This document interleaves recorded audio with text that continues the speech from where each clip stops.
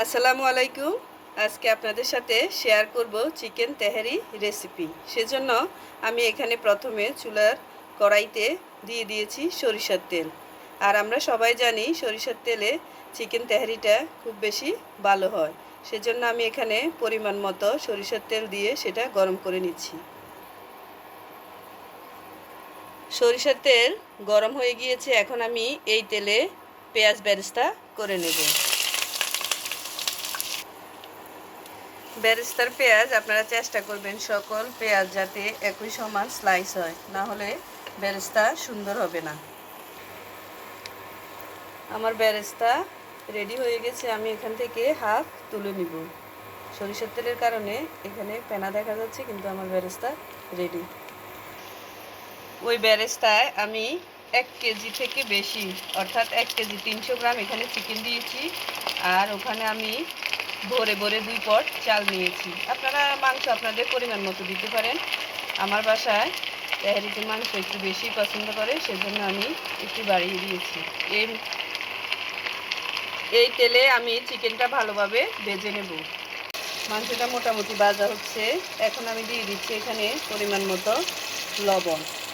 Test অনুযায়ী আপনারা লবণ দেবেন। এখন দিয়ে দিচ্ছি তেজপাতা এবং গরম মশলা। এখানে আমি দিয়েছি এলাচ, দারচিনি, জায়ফল, জয়ত্রী। আমার বাসায় গুঁড়া করাটাই পছন্দ করে, দাঁতের নিচে গরম মশলা পড়লে সেটা পছন্দ করে না, বিধে আমি সব তরকারিতে গুঁড়ো করে গরম মশলা দেওয়ার চেষ্টা করি। এখন দিয়ে দিচ্ছি 1 টেবিল চামচ পরিমাণ রসুন বাটা। দিয়ে দিচ্ছি 1.5 চামচ পরিমাণ আদা বাটা। দিব কিছু আস্ত কাঁচামরিচ। দিয়ে দিচ্ছি হাফ টেবিল চামচের মতো। একসাথে সব মিশিয়ে নেব। এখন সবগুলো একসাথে ভালোভাবে মিশিয়ে নিচ্ছি। মাংসের কালারটা চেঞ্জ হওয়া পর্যন্ত এবং মশলার কাঁচা গন্ধ যাওয়া পর্যন্ত আমি এটা এইভাবেই আস্তে আস্তে কষিয়ে নেব। দিয়ে দিচ্ছি এখানে 2 চা চামচ ভরে ভরে মাংসের মশলা। মশলাটা মাংসের সাথে মশলার সাথে ভালোভাবে মিলিয়ে নিচ্ছি। এখানে তেহারি রান্নাতে কিন্তু অনেক বেশি মশলার প্রয়োজন হয় না। দিয়ে দিচ্ছি একটা টমেটো। এমনিতে মাংসের কালারটা অনেক সুন্দর এসেছে। এটা কিন্তু কালারফুল তেহারি হবে, এটা কিন্তু সাদা তেহারি হবে না। এটা খেতে কিন্তু অনেক মজা হয়। আপনারা অবশ্যই বাসায় এই রেসিপিতে ট্রাই করবেন।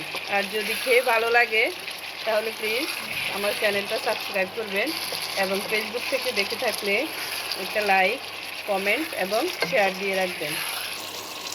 এখন দিয়ে দিচ্ছি বাদাম বাটা এবং টক দই। একসাথে এটা আমি একটু গ্রাইন্ড করে নিয়েছি, এখন সেটা দিয়ে দিচ্ছি।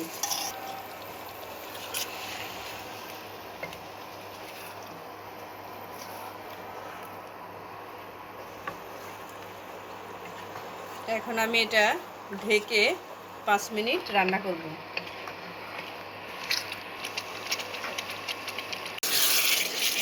গ্রেভিটা ঘন হয়ে আসছে, এরপর আমি এখানে একটু চিনি দিব। স্বাদের ব্যালেন্সটা যাতে ঠিক থাকে সেজন্য আমি এখানে 1 চা চামচ বা 2 চা চামচ চিনি মেশাবো। স্বাদ অনুযায়ী আপনারাও সেটা দেওয়ার চেষ্টা করবেন, তাহলে আমাদের তেহারিটা অনেক বেশি মজা হবে।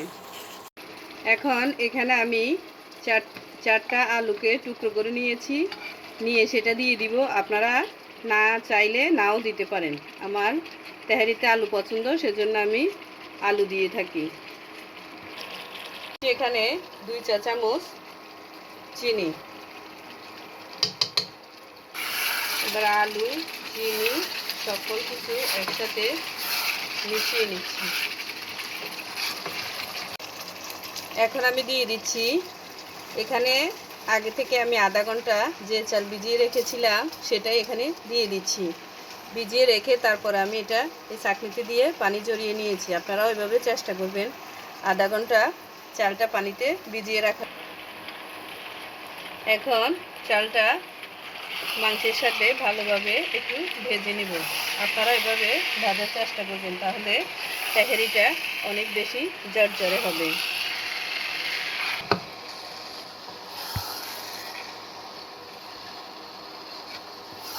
এভাবে আমি আস্তে আস্তে চালগুলো মশলার সাথে মাংসের সাথে ভালোভাবে মিলিয়ে নিব। এ পর্যায়ে দিয়ে দিব আর একটু লবণ, কারণ আমি চেখে দেখেছিলাম চালের জন্য এক্সট্রা করে আমাকে আবার আর একটু লবণ মিশাতে হবে। তেহারির চালটা ভাজা হয়ে গিয়েছে, এখন আমি এখানে দিয়ে দিচ্ছি গরম পানি। আমি কিন্তু সবসময় বিরিয়ানি, পোলাও, তেহারি সব কিছুতে গরম পানি ব্যবহার করার চেষ্টা করি। আপনারাও গরম পানি দিবেন, তাহলে রেজাল্টটা ভালো আসবে। আর এখানে আমি দিয়েছিলাম ভরে ভরে 2 পট চাল, অর্থাৎ আধা কেজি থেকে একটু বেশি। সেজন্য আমি এখানে 3.5 পট পরিমাণ পানি দিয়েছি। এর বেশি কিন্তু দেবেন না, তেহারিটা ঝরঝরে হবে।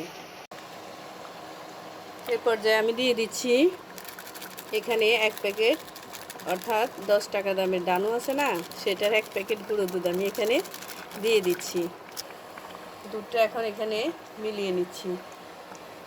এরপর এখানে আমি দিয়ে দিব একটু কেওড়ার জল। এটা অপশনাল, আপনারা চাইলে দিতে পারেন, আবার নাও দিতে পারেন। তেহারির কালারটা অনেক সুন্দর আসছে। এ পর্যায়ে আমি এখন দিয়ে দিচ্ছি কিছু কাঁচামরিচ। এটা ঝালের জন্য না, এটা ফ্লেভারের জন্য। এরপর এখানে দিয়ে দিচ্ছি ওই যে তুলে রাখা বেরেস্তা। এখন এটা এখানে দিয়ে দিব। তেহারির সাথে এখন এগুলো একটু মিলিয়ে নিব। এখন দিয়ে দিচ্ছি এখানে 2 চামচ ঘি। আপনারাও এভাবে যখন তেহারিটা হয়ে আসবে তখনই ঘি দিবেন, তাহলে ঘিয়ের ফ্লেভারটা বজায় থাকবে। ঘি দেওয়ার পর আমি এটা জাস্ট 5 মিনিট আর দমে রাখবো, এরপরে সার্ভ করব। আমার রান্না শেষ। আমি রান্না হওয়ার পরেও 5 মিনিট চুলোতে রেখেছিলাম, আমার চুলা বন্ধ করে। দেখুন মাশাআল্লাহ, আমার তেহারিটা অনেক সুন্দর হয়েছে। আপনাদেরকে সার্ভ করে দেখাচ্ছি। আপনারাও বাসায় অবশ্যই ট্রাই করবেন, হতাশ হবেন না। এটা কিন্তু অনেক সহজে অল্প সময়ে কিন্তু হয়ে যায়। আমি শসা, টমেটো এবং পেঁয়াজ দিয়ে সার্ভ করেছি। আশা করছি খেতে অনেকটাই ভালো হবে। তারপর আমি একটু টেস্ট করে দেখাচ্ছি। মাশাআল্লাহ, রান্নাটা অনেক ভালো হয়েছে। সবাই ভালো থাকবেন আর রান্না করে খেয়ে আমাকে কমেন্টস করবেন। আল্লাহ হাফেজ।